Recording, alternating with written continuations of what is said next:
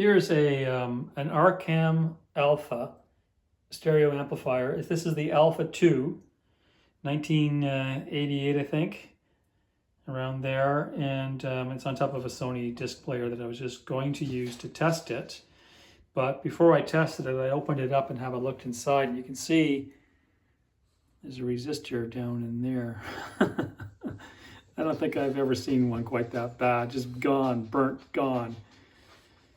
So obviously this needs some work. I mean, everything else seems to be, its initials probably of somebody who's worked on it. Seems to be clean.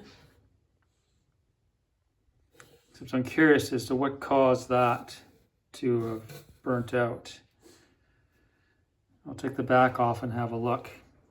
But these are from Cambridge Audio. These are nice amplifiers.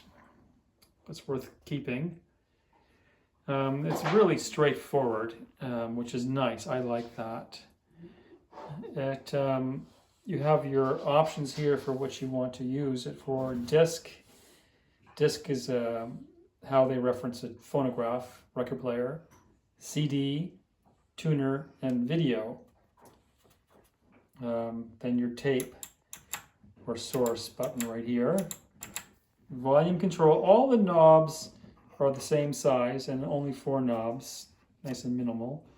The volume knob's nice and smooth, it doesn't click. I recently have decided that I don't like the clicking, only because I was using an amp the other night and I didn't want the amp to be at a certain volume, and it was right in between the click. So if I clicked down, it was too soft, and if I clicked up, it was too loud. I want it right in the middle. And so if your volume knob clicks, you can't do that. These little things matter. So this one is nice and smooth, no clicking. These 3 here, the bass, the treble, and the balance, they just click on center. Click on center. And it's not an audible click, you feel it in your fingers.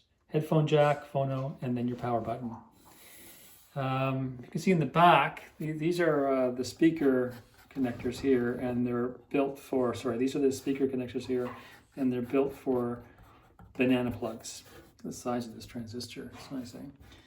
And here are all your inputs for your various sources.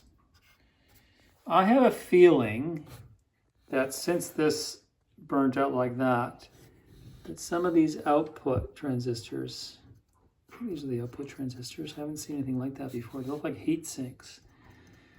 I've got to get the schematics and figure out what's going on in here. But I have a feeling there's another fault that's causing that to burn out like that. You don't just see that burning quite so violently like that. These amps are getting harder to find. They're probably worth hanging on to. I'm going to see what I can do to fix this one and get it up and going. If any, I don't have very many viewers, which is totally fine. And, I just like making these things to keep a record of all the equipment that goes through my kitchen, so to speak. Because sometimes I forget that I actually had something and the videos are a reference. And plus, maybe these videos can inform some people if they're thinking about getting a certain amp about what the functions are.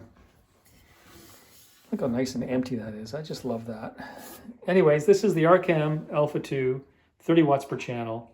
Thanks for watching.